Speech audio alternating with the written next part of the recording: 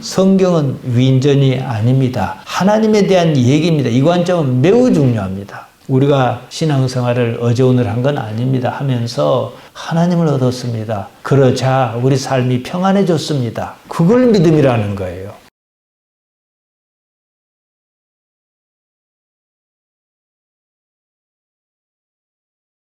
삶에는 알 수 없는 것이 참 많습니다. 알 수 없으니까 불안합니다. 한편으로 알 수 없으니까 신비롭기도 합니다. 어떤 사람이 자기가 앞으로 어떻게 살 것이라고 다 안다고 생각해 보십시오. 우리가 지난 수십 년의 세월을 살았습니다. 과거 어느 때로 돌아가 지금과 똑같은 세월을 다시 산다고 한번 생각해 보십시오. 남편이 똑같고 자식이 똑같습니다. 그동안에 겪었던 일이 다 똑같습니다. 그랬던 것처럼 똑같이 그렇게 살려고 하겠냐는 것입니다. 모르니까 산 겁니다. 모르는 것에는요, 불안도 있지만 기대감도 있습니다. 알 것 다 알면 신비롭지 않습니다. 알 수 없으니까 삶에 대한 일말의 기대를 품습니다. 그 기대가 삶을 살게 합니다. 한편으로는 모르는 것 때문에 불안합니다. 알 수 없는 것이 삶을 지배합니다. 신비로우면서도 불안합니다. 요새는 특히 점쟁이가 득세하는 시대 아닙니까? 점쟁이를 찾아가 점을 봅니다. 왜 그러겠습니까? 알 수 없는 것이 있어서 그런 거예요. 다 알아버리면 점 보고 말고 할 것도 없어요. 불안해서 그런 겁니다. 종교는 이 감정을 어떻게든 해소하고자 합니다. 그래서 믿네, 마네 이럽니다. 믿음이란 말을 쓸 때에는 믿는 것은요, 현재의 것이 아닙니다. 지금 예배당에 불이 켜져 있다든지, 에어컨이 켜졌다든지, 꺼졌다든지, 이것은 믿고 말고 할 게 없어요. 사실 그대로 인정하면 그만입니다. 아직 모르니까 믿네, 마네 하는 말이 있는 겁니다. 알 수 없는 것 때문에 종교에서 믿음은 때려야 뗄 수 없습니다. 믿음이 있어도요, 모르기는 마찬가지입니다. 믿음은 모르는 것을 아는 것으로 치는 어떤 근거, 그 근거가 뭐냐는 것입니다. 하나님입니다. 인생을 알려 했던 것이 어떻게 바뀌었습니까? 하나님을 아는 것으로 바뀌었습니다. 그러니까 이것저것 다 떠나서 내 삶에 나타나신 하나님을 내가 어찌할꼬 하면 다 끝나는 일이에요. 하나님께서 우리 아버지신 것을 알면 그만 아니겠습니까? 우리 기독신앙은 다른 것이 아닙니다. 자기 인생에서 하나님을 아느냐 이 문제입니다. 호세아 6장 3절이 그것을 말합니다. 호세아는 힘써 하나님을 알자 그랬습니다. 여기서 알다란 말 히브리 말로 야다입니다. 헬라 말로는 기노스코입니다. 제가 수차례 말씀드렸습니다.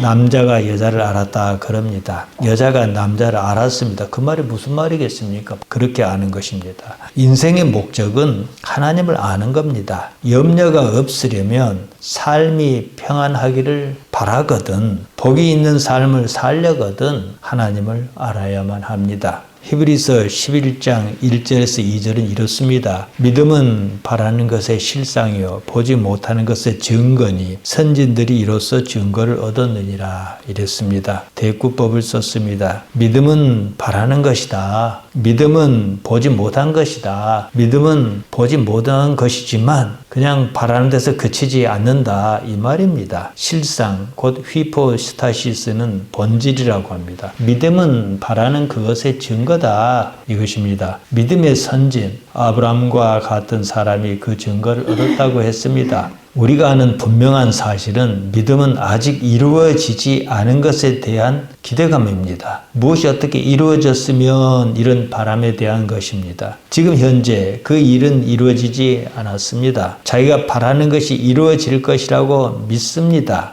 여기까지는 늘 우리가 하는 일입니다. 이루어질는지 이루어지지 않을는지 사실은 그때 가봐야 압니다. 이 문제를 극복하기 참 어렵습니다. 하여 믿음이 있네, 믿음이 없네 이런 말을 합니다. 믿음이 있다면 정말로 그리 이루어질 줄로 안다면 염려가 없어야 합니다. 불안하지 않습니다. 믿음이 사람을 끝내 괴롭힙니다. 믿노라 하다가 대개는 포기합니다. 그냥 교회 다니고 그냥 믿는다는 수준에서 합의를 봅니다. 기대하는 것이 없으면 믿음은 필요하지 않습니다. 그러니까 우리는 그 무엇을 반드시 믿어야 하는 숙명에 처해 있습니다. 그 기대하는 것이 무엇이고 믿어야 하는 그것이 무엇이냐 이 문제입니다. 기대할 것을 기대해야 하고 믿어야 할 것을 믿어야 합니다. 애초에 기대감을 가졌던 자기는 본질적인 자기가 아닙니다. 거짓의 자기입니다. 이 문제를 풀어야 합니다. 하여 어떤 사람은 어쩝니까? 교회 다녀봐야 기대할 게 없어요. 그러니까 신앙생활이 그냥 그러다가 말고 이럽니다. 제가 누차 말씀드렸습니다. 우리 기독신앙의 출발점은 자기 부인입니다. 예수님께서 말씀하셨습니다. 마가복음 8장 34절입니다. 무리와 제자를 불러 이르시되 아무든지 나를 따라오려거든 자기를 부인하고 자기 십자가를 지고 나를 좇을 것이니라. 이것을 해결하지 못하면, 이 말씀의 의미에 깊이 도달하지 못하면, 깨달음이 없으면 우리 기독신앙은 겉돕니다. 자기를 부인하지 않으면 우리 기독신앙은 성립하지 않습니다. 대개는 이 문제를 그냥 그런가 보다 하고 그냥 넘어갑니다. 자기가 무엇인지 생각하지 않습니다. 자기가 무엇인지도 모르고 자기가 무엇을 믿는다고 그 야단입니다. 자기도 모르는 그것을 믿는다는 거죠. 그러니까 이상한 것을 믿고 이상한 짓을 하고 그럽니다.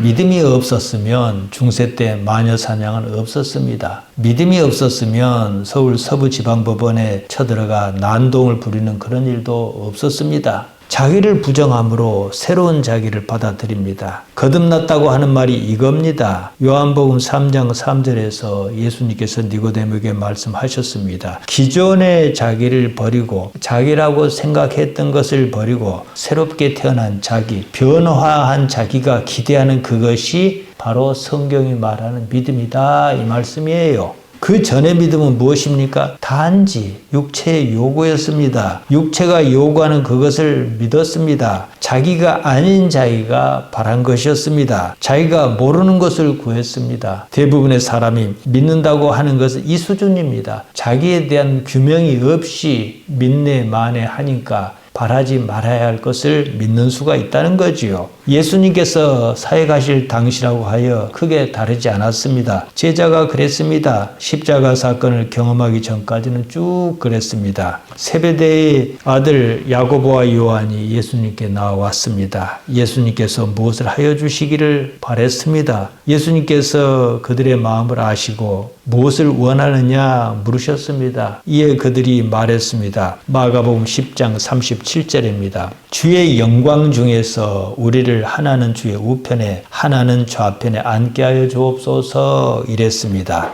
야고보와 요한은 십자가의 일은 꿈도 꾸지 않았습니다. 여느 유대인이 그런 것과 같았습니다. 예수님을 메시아 크리스토스 기름 부음 받은 자로 믿고 따랐습니다. 하나님께서 예수님을 유대인의 왕으로 보내셨다고 믿어 의심치 않았습니다. 예수님께서 왕의 자리에 오르시면 하나는 우편에 하나는 좌편에 우의정 좌의정 아니겠습니까? 다른 제자가 그 자리를 차지하기 전에 왕의 우편 자리와 좌편 자리를 형제가 미리 점 찍어두겠다 이것이었습니다. 예수님께서 그러는 야고보와 요한에게 이렇게 말씀하셨습니다. 마가복음 10장 38절입니다. 너희 구하는 것을 너희가 알지 못하는도다. 너희가 나의 마시는 잔을 마시며 나의 받는 세례를 받을 수 있느냐 이렇게 말씀하셨습니다. 예수님의 마시는 잔과 예수님의 세례가 무엇입니까? 십자가입니다. 이들은 십자가의 우편과 좌편을 바라지 않았거든요.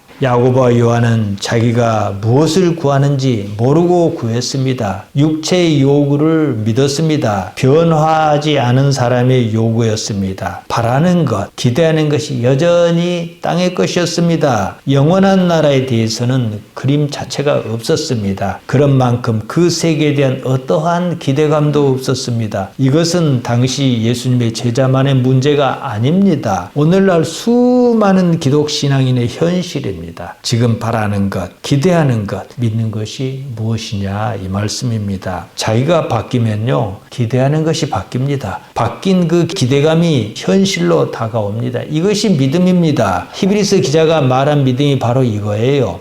믿음의 선진들이 어쨌습니까? 우리는 성경을 통해서 그들이 어찌 살았는가 봅니다. 세상을 살면서 사람이 바뀌었습니다. 아브라함과 이삭과 야곱이 그랬습니다. 처음과 달리 나중에는 다른 사람으로 변화했습니다. 아브라함이 하나님의 부르심을 받아서 가나안 땅까지 왔단 말입니다. 그때 아브라함과 모리아 땅의 한 산으로 자기 아들 이삭을 데리고 가는 아브라함이 같은 사람입니까? 다른 사람입니까? 겉모습은 같은 사람이지요. 그러나 그 속은 완전히 다른 사람이었다는 겁니다. 성경이 그것을 말합니다. 이런 변화, 그 바탕에서 믿음을 논해야 합니다. 히브리서 기자는 믿음을 말하면서 바라는 것, 실상, 증거 이런 단어를 동원합니다. 믿음, 피스티스입니다. 이 말은 원래 신앙이란 뜻입니다. 내가 무엇을 믿는가 그보다는 무엇을 믿어야 하는가 여기다 초점을 맞춘 말입니다. 하나님을 신뢰하는가 이것입니다. 바라는 것, LP조가 분사 형태로 쓰여 LP조 매논 이랬습니다. 기대하는 것, 소망하는 것 이 뜻입니다. 어찌할 것이라고 생각하고 그것을 바란다 이 말이에요. 실상이란 말 휘포스타시스입니다. 본질, 본래의 성질, 실제의 상태나 내용, 실제 이런 뜻입니다. 실제의 것을 믿고 바란다는 거예요. 증거 엘렌코스입니다. 증명, 입증을 말합니다. 죄인의 유죄를 증명할 때도 이 말을 씁니다. 2절에 보면 선진들이 증거를 얻었다는 말이 나옵니다. 증거가 또 나와요. 여기서는 다른 말입니다. 에마르투레데산이 쓰였습니다. 그들이 확정을 얻기에 이르렀다. 그들이 입증을 얻기에 이르렀다. 이런 뜻입니다. 원형이 마르투레오인데요. 과거, 수동, 3인칭 복수로 쓰였습니다. 무슨 말이냐? 아브라함과 이삭과 야곱과 같은 믿음의 사람이 어찌어찌 했다는 게 아니고요. 어찌어찌 바뀌었다. 하나님에 의해서 어떻게 바뀌었다. 수동태로 쓰였다는 겁니다.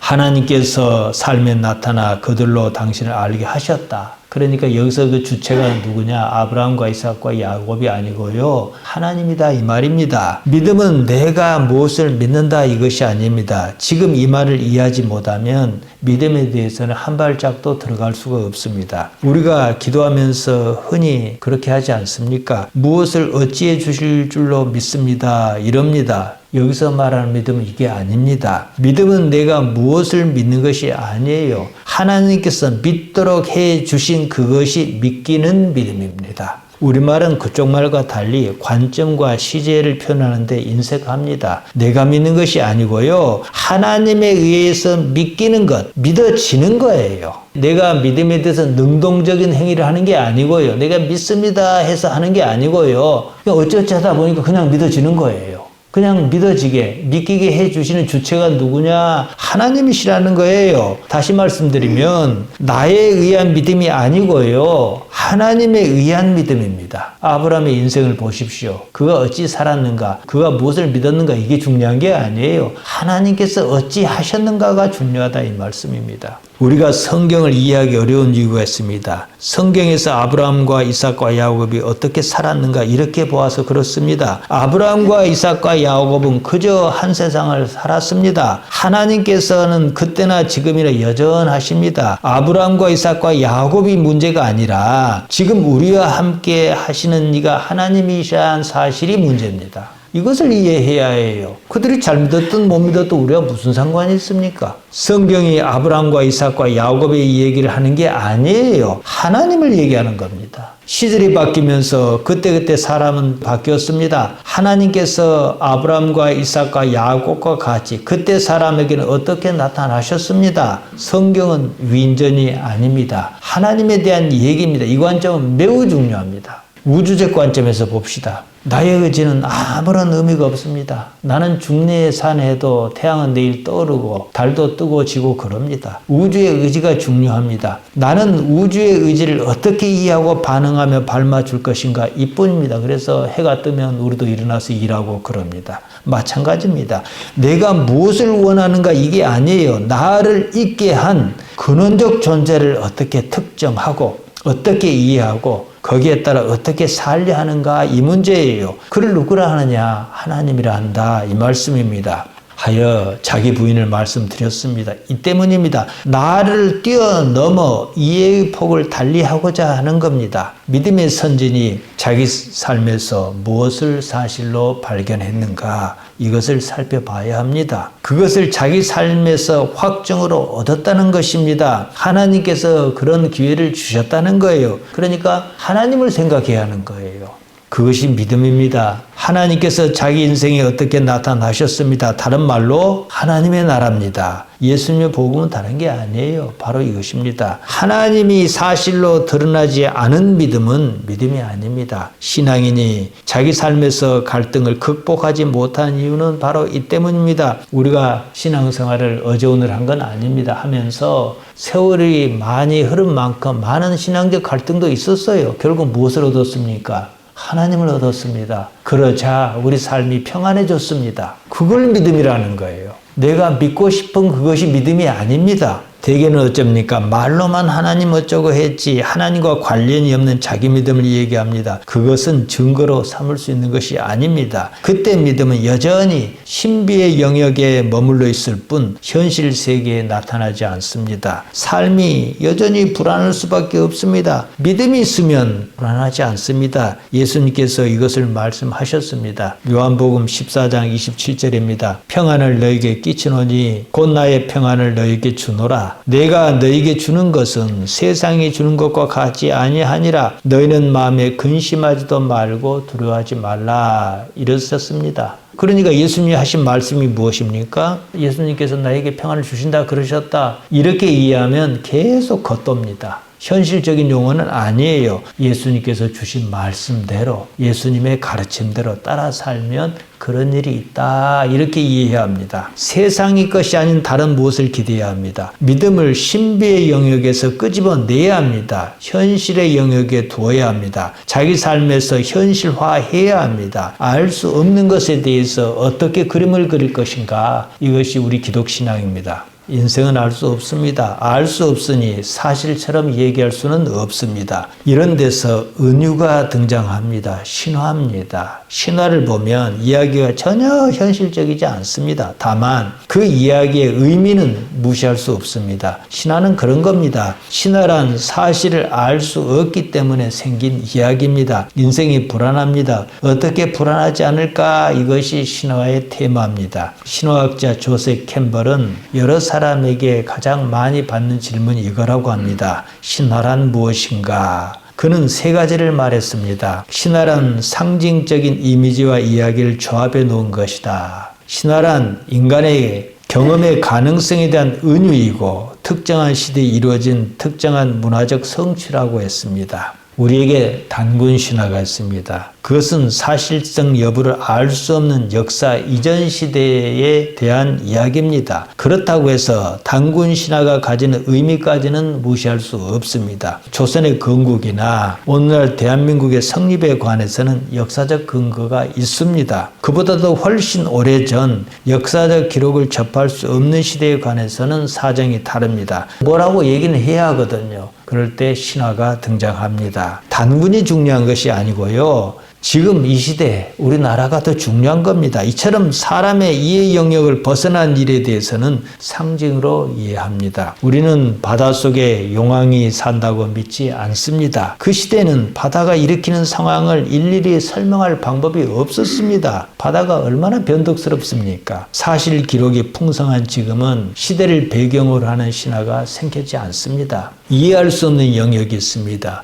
이해할 수 없는 것을 설명의 영역으로, 의미 전달의 영역으로 끌어들이기 위한 방법이 상징입니다. 상징이 구체적인 진술 형식을 띌 때 그것을 신화라 그럽니다. 신화는 이해의 형식을 갖추고 있습니다. 그 때문에 실제적인 일처럼 들립니다. 그냥 얘기입니다. 머리카락이 뱀인 메두사나 단군의 어머니가 곰이었다는 것이 그렇습니다. 곰은 결코 사람으로 변하지 않습니다. 신화는 역사 이전 시대에서 역사 시대로 넘어오면서 힘을 잃습니다. 그러니까 신화는 뭡니까? 아주 옛날 옛적 얘기가 신화지 조선시대 얘기가 신화가 아니에요. 특히나 눈에 보이지 않는 부분은 이해하기 어렵습니다. 성경도 마찬가지입니다. 역사 이전 시대가 있었습니다. 이때는 좋든 굳든 신화적인 방법으로 얘기를 풀어나갈 수밖에 없습니다. 뱀이 여자하고 대화하고 사람을 꼬이고 그럴 수는 없습니다. 지금의 상황을 현실로 이해할 수 없으니까 과거 어떤 일에 대해서 상징을 동원합니다. 의미만 가져옵니다. 의미는 가치가 있지만요, 실제는 아닙니다. 천국이 아무리 그럴싸하다고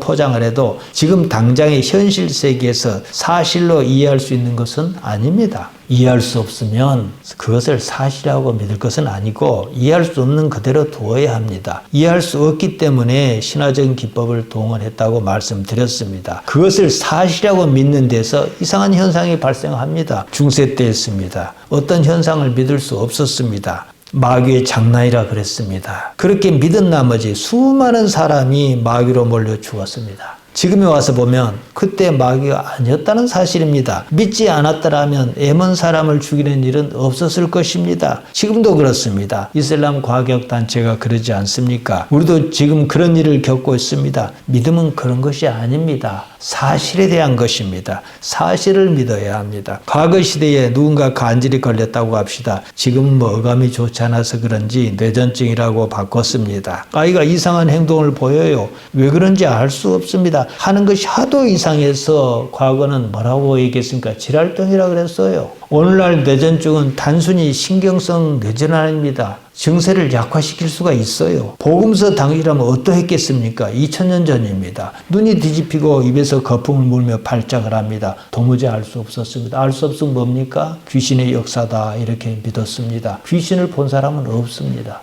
귀신이란 말 자체가 알 수 없다 이 말이에요. 당장 눈에 보이는 어떤 좋지 못한 현상은 있습니다. 그 주체를 알 수 없습니다. 그래서 안 좋은 현상을 뭐라 그럽니까? 귀신의 역사다 그러고, 좋은 현상은 뭐라 그럽니까? 천사가 어찌했다 이런 거예요. 우리가 살고 있는 나라를 대한민국이라 합니다. 시조가 누구인지 알 수 없습니다. 그를 단군이라고 한 것과 같습니다. 신화적 기법입니다. 종교는 알 수 없는 것을 알 수 있는 영역으로 가져와 이해하려는 것입니다. 알 수 없기에 신비가 많습니다. 종교성이 많다는 것은 그만큼 이해할 수 없는 일이 많다는 사실을 아는 것으로 친다 이 뜻입니다. 지구로부터 2000년 전 복음서의 시대에는 알 수 없는 질병이 특히 그랬습니다. 현상은 있는데 실체를 알 수 없습니다. 귀신 말고는 달리 설명할 방법이 없었습니다. 예수님께서 자꾸 이상한 말씀을 하시니까, 그러니까 예수님께서 이상하셔서가 아니라 자기들이 이해를 못하니까 마귀에 들려서 그런다 그랬어요. 귀신이란 말은 그 자체가 문화적 언어입니다. 신화와 같습니다. 종교가 없으면요, 귀신도 없습니다. 귀신 실제로 있다면 종교가 있건 없건 있어야 합니다. 종교가 없어도 태양이 있듯이 말입니다. 저도 사람의 이해를 도두기 위해서 종교라는 말을 쓰기는 합니다. 기독교는 종교가 아니에요. 알면 종교가 아니고 모르면 여전히 종교입니다. 알면 과학이고 모르면 신비입니다. 사람이 알 것을 다 아는 시대가 언젠가는 올 것입니다. 그때면 종교는 필요하지 않습니다. 역할이 끝났습니다. 그때는 존재 그 자체만 의미가 있습니다. 영혼의 세계가 그렇습니다. 오늘날 비가 오지 않는다 해서 과거처럼 기후제와 같은 종교의식을 행하지는 않습니다. 기상통보관이 전날 밤을 새워 기도하여 직통계시를 받아서 예보하지 않습니다. 과학적 분석에 따릅니다. 지금은 신적인 일이라 할지라도 훗날 어느 시점에 이르면 이해가 가는 논리적인 일상으로 바뀔 것입니다. 천동설이 지동설로 바뀌었듯이 말입니다. 인간의 지성은 언제나 그런 식으로 신을 향하여 나아갑니다. 신은 그 자체가 완전한 존재입니다. 우리 인생에는 이해할 수 없는 일이 있습니다. 신을 인식하기 위한 겁니다. 알지 못하는 것 때문에 하나님에 대하여 우리가 마음을 열었습니다. 예수님의 등장은 신에 대한 인식을 보다 단순하고 구체적으로 제시합니다. 하나님께 대해서 보다 분명한 이해를 가지려면 예수님의 말씀에 귀를 기울여야 합니다. 끊임없이 자기를 비우고 말씀을 받아들이려고 해야 합니다. 예수님께서 보여주신 삶의 방식을 자기 자신에게서 현실화해야 합니다. 사람이 자기 삶을 알면 더 이상 의문이 사라집니다. 의문이 없다는 것은 잘못 살지 않을 가능성이 그만큼 크다는 뜻입니다. 그처럼 잘못 사는 기제가 무엇이냐? 우리 성경은 죄, 곧 하마리티아다 이렇게 표현합니다. 농부는 수확을 기대하고 떼약볕에서 수고를 마다하지 않습니다. 자신이 흘리는 땀의 이유를 알기 때문에 떼약볕에서 수고하는 그것을 고통으로 느끼지 않습니다. 뭐라고 합니까? 나는 고통스럽다 이렇게 얘기 안 해요. 힘들다 그래요. 예수님께서 그것을 가르치시고 그 길을 보여주셨습니다. 그러니까 우리 삶이 힘든 삶이냐 고통스러운 삶이냐는 것은 예수님의 가르침을 아느냐 모르느냐에 따라 다릅니다. 요한복음 14장 6절에서 당신께서 길이요 진리요 생명이라고 말씀하신 이유가 그것입니다. 자신에게 닥친 수많은 삶의 저항이 이유가 있다는 사실을 알아차리면 고통이 사라집니다. 인생은 자신이 살아가는 이유를 알 때 고통이 아닌 것으로 다가옵니다. 그때 고통은 오히려 삶을 위한 기능이란 사실 또한 압니다. 신에 대한 올바른 인식은 자신에 대한 올바른 인식을 불러일으킵니다. 그러한 자기인식은 또한 보다 정교한 신인식으로 나아갑니다. 결국은 하나입니다. 하나님과 우리 각자는 하나라는 사실에 맞닥뜨립니다. 그때는 우리가 신적 존재라는 사실을 깨달을 수밖에 없습니다. 우리가 흔히 뭐라 합니까? 예수님께서는 하나님의 아들이다 그럽니다. 우리가 하나님의 아들이고 우리가 하나님의 딸이다 이 뜻이에요. 예수님께서는 율법을 인용하여 우리가 하나님이다 하셨던 이유가 그것입니다. 요한복음 10장 34절에서 35절에 나옵니다. 그것은 또한 지금 우리에게 삶이 있는 이유이기도 합니다. 이 삶은 사람의 아들에서 하나님의 아들로 나아가는 과정입니다. 실제의 순간인 지금 이 순간을 깨닫고 알아차리면 그만큼 새로운 한 걸음을 내딛습니다. 지난 시간에 문어귀신 이야기를 말씀드렸습니다. 문어귀신이 있다고 이해해도 사실 탈은 없습니다. 역사하는 힘은 있기 때문입니다. 현상은 있거든요. 실제로는 없습니다. 사람의 경험이 만들어낸 어그러진 힘을 그런 이야기로 풀어낸 겁니다. 삶에서 만들어졌습니다. 이러한 질곡을 가리켜 우리는 하마리티하다 그럽니다. 우리 내면 세계에서 발생해서 원하지 않게 끌고 가는 듯한 그런 힘입니다. 오늘날 어떤 사람이 병에 걸렸습니다. 귀신아 나사렛 예수의 이름으로 물러가라 외치며 기도했습니다. 그랬더니 병이 나았다 그럽시다. 실제로 그렇게 해서 병이 나았는지 안 나았는지는 차치하고 말입니다. 병이 나았다는 그 사실 때문에 귀신이 있다고 말할 수는 없습니다. 병에 걸린 것이 귀신이 들려 그랬다고 이해한 것이 과연 옳으냐 이 말씀입니다. 귀신을 본 적은 없습니다. 단순히 병에 걸린 현상만 보았습니다. 과거에 그 많던 귀신이 지금 다 어디로 가고 없냐 이것입니다. 사이비 종교를 보면 특히 이런 일이 많습니다. 감각적인 현상에 특별한 의미를 부여합니다. 그리고 거기에 매달립니다. 객관성이 없는 순전히 개인적인 이해일 뿐인데 말입니다. 사실을 알고자 하는 것이 없습니다. 현상에 대한 자신의 이해가 절대적입니다. 그러므로 더욱더 그런 현상에 매이는 악순환에 빠집니다. 자신이 겪고 있는 현상 너머에 있는 것은 상상이나 추측으로 대신합니다. 그리고 그것을 믿습니다. 실체에 대한 규명보다는 현상에 대한 어떤 함수 관계에만 매달립니다. 그렇게 했더니 이러더란 겁니다.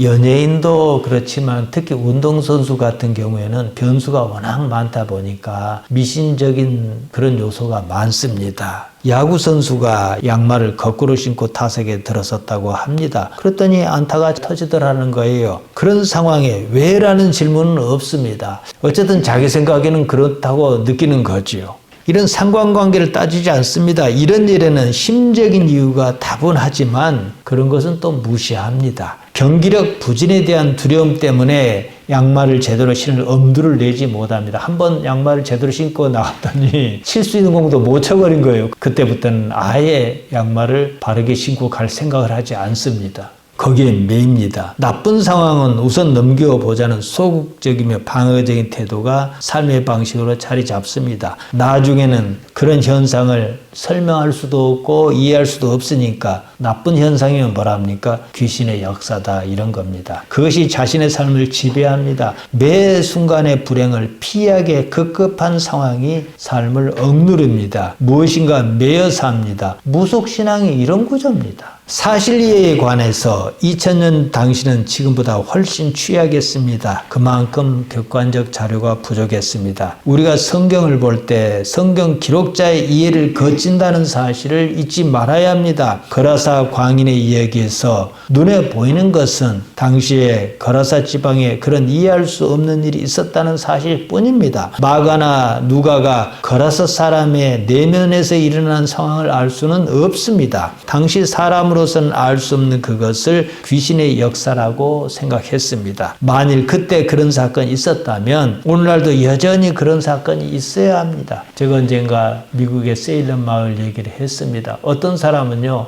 보통 사람보다 힘이 세다 해서 마귀로 몰려 죽었습니다.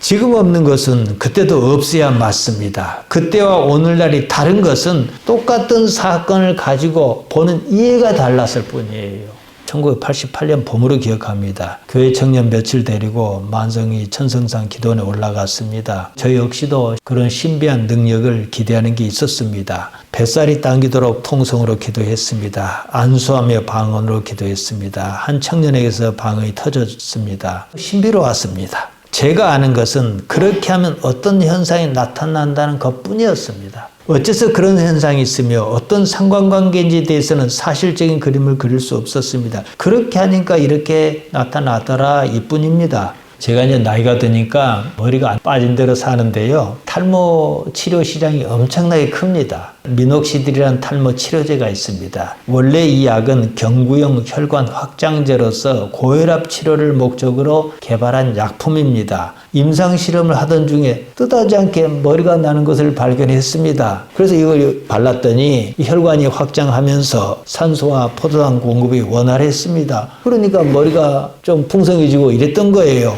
원하는 것과 다른 결과를 얻었습니다. 과학에는 의외로 이런 일이 많습니다. 그처럼 과학은 사실 규명에 대한 탐구 활동이 왕성합니다. 신앙은 그 점이 부족해요.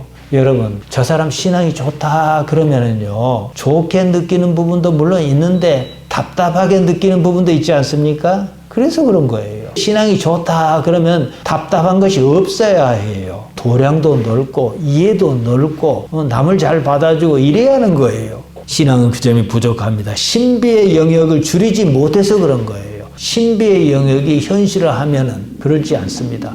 자연인으로서 나사렛 예수님을 한번 생각해 보십시오. 그분께 무슨 답답한 게 있었습니까? 앞뒤가 꽉 막힌 게 있었습니까? 현상에 의존하면 당장의 신비로 대체해서 넘길 수 있습니다. 세월이 지나면 헛다리 짚는 수가 생깁니다. 그때는 신뢰와 기대 모두 다 무너집니다. 대표적인 경우가 지구가 우주의 중심이라는 천동설입니다. 그때 천동설이 무너지고 만 것은 아닙니다. 교회의 권위가 무너졌습니다. 지금 시대의 교회는 그때 이상으로 신뢰를 잃었습니다. 단지 몇몇 목사의 부도덕한 행위 때문이 아닙니다. 신비를 현실화하지 못한 때문입니다. 사회가 교회의 신비로운 주장에 식상한 겁니다. 적당히 신비로워야 하는데 지나쳤습니다. 모르는 것을 아는 것처럼 그랬습니다. 이상한 목사일수록, 능력이 없는 목사일수록 신앙을 신비로 포장하기 일쑤입니다. 히브리서 11장 3절입니다. 믿음으로 모든 세계가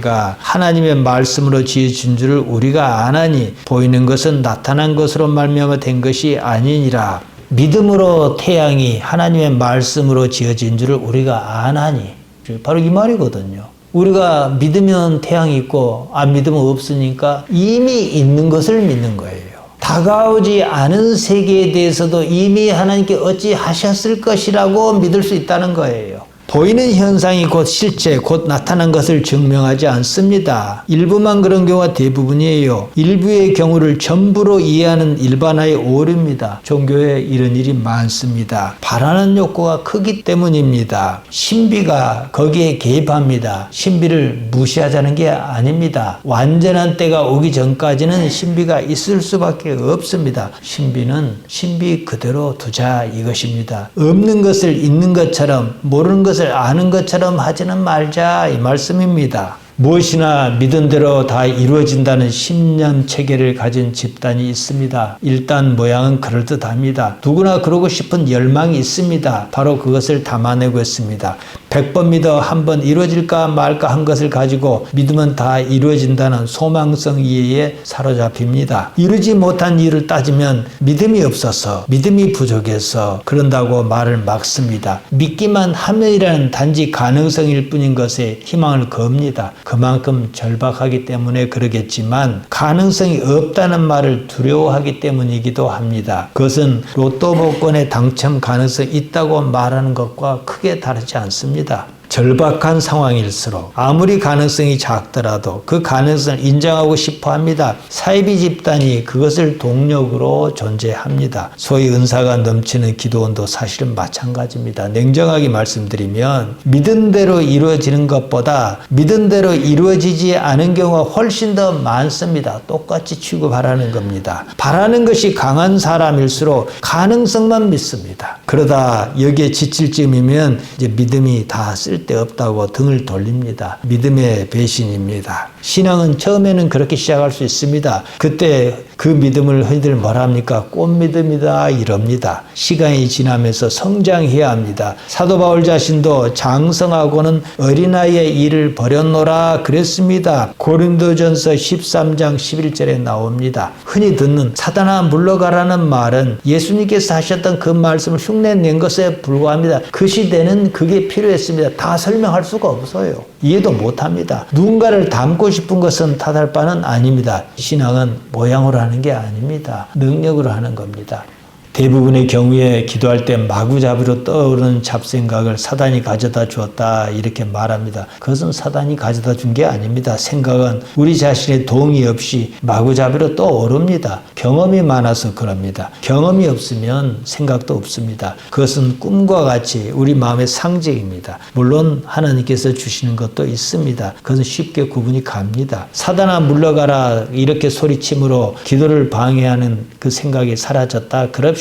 우리가 순수한 의식의 상태로 깨어 있어도 그 같은 경지에 도달합니다. 그렇지만 사단아 물러가라 해서 거기에 이르는 것은 본질에서 비껴난 것입니다. 이러니까 나중에는 알 수 없는 일만 자꾸만 쌓입니다. 순수한 의식의 상태로 깨어 있는 것보다 훨씬 더 힘들고 먼 길입니다. 무엇인지도 모르고 흔히 교회에서 능력이 있다는 사람의 방식으로 그 길을 찾아가는 것이 오늘날 영성수련의 보편적인 방식입니다. 봉사가 문고리 잡는 것과 다르지 않습니다. 잡다 보면 언젠가는 잡힐 테니까 말입니다. 제가 아는 어떤 사람은 영어를 잘 못합니다. 오래전이었습니다. 개인 능용 컴퓨터가 막 나왔을 때였습니다. 명령어가 온통 영어입니다. 영어를 모르니까 곤란을 겪을 수밖에 없습니다. 그래도 컴퓨터는 잘 다루었습니다. 영어를 모르는데 어떻게 잘했냐 했더니 이것저것 다 찍어본다 그랬습니다. 그러면은 패턴이 나옵니다. 이렇게 해서 익숙해 가는 거예요. 그럴지라도